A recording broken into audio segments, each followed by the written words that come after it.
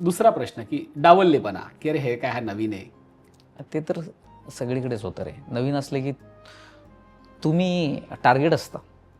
समजा आता माझ्यासोबत कोणीतरी एक मोठी ॲक्ट्रेस आहे आणि तिच्या सोबत मी सीन करतो आहे. सो ती चुकली तरी शिवाय तुम्हालाच पडणार. तुम्ही चुकलात तरी शिवाय तुम्हालाच पडणार.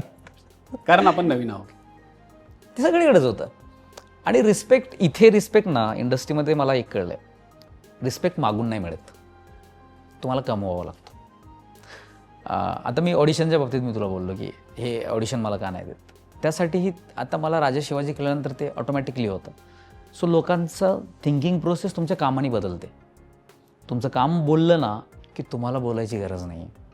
सो डावललं तर सगळीकडे गेलं आहे. म्हणजे माझी तर लायकी काढली सेटवर, तू कोण आहेस, आता सेटचं नाव नाही घेत, डिरेक्टरचं नाव नाही घेत, तर भयंकर. म्हणजे असं झालं होतं की मी तर सिरियल सोडून निघून जाणार होतो या सेटवरनं. सो त्यांनी मग नंतर आमच्या EP वगैरे यांनी सगळ्यांनी समजावून सांगितलं की नाही तू थांब आणि ठीक आहे आपण दिग्दर्शकाचं चुकलं आहे. सो तेही झालं आहे, पण ते मी मनात नाही ठेवलं. मला काम करताना ना मला कुणाला दाखवण्यासाठी काम करायचं नाही निलेश. मला माझ्या आनंदासाठी काम करायचं आहे, माझ्या आईवडिलांसाठी काम करायचं आहे, माझ्या बायकोसाठी काम करायचं आहे, स्वतःसाठी काम करायचं आहे. सो मला खूप अपमानित केलं आहे, आता बघ मी ह्याला दाखवतो, किंवा यांनी मला खूप वाईट बोललं आहे, माझी लायकी काढली, आता बघ मी माझी लायकी दाखवतो, असं मी कधीच नाही केलं आहे आणि असा विचारच मी करू शकत नाही. एक गोष्ट सांगतो तुला की सुखच्या वेळेसची, सुखमध्ये ना आत्तामध्ये कपिलच्या वागण्यामध्ये काय फरक आहे, तर एकच फरक आहे की पूर्वी मी थोडा हलका कानाचा होतो.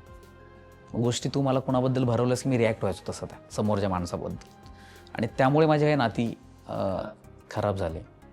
जे आता मी रिॲक्शन कमी केलेत, आपला राग कमी केला आहे. मला माहिती आहे तू जर मला कुणाबद्दल तरी सांगितलंस की निलेशने सांगितलं की हे असं असं आहे बरं का, तो तुझ्याबद्दल असं बोलत होता, मी बिलीव्ह नाही करणार आता. किंवा तू सांगितलेस म्हणून त्याच्याबद्दल माझं वागणं बदलणार नाही. जे मी केलं आहे आणि ज्यामुळे मी खूप नाती गमावलेत.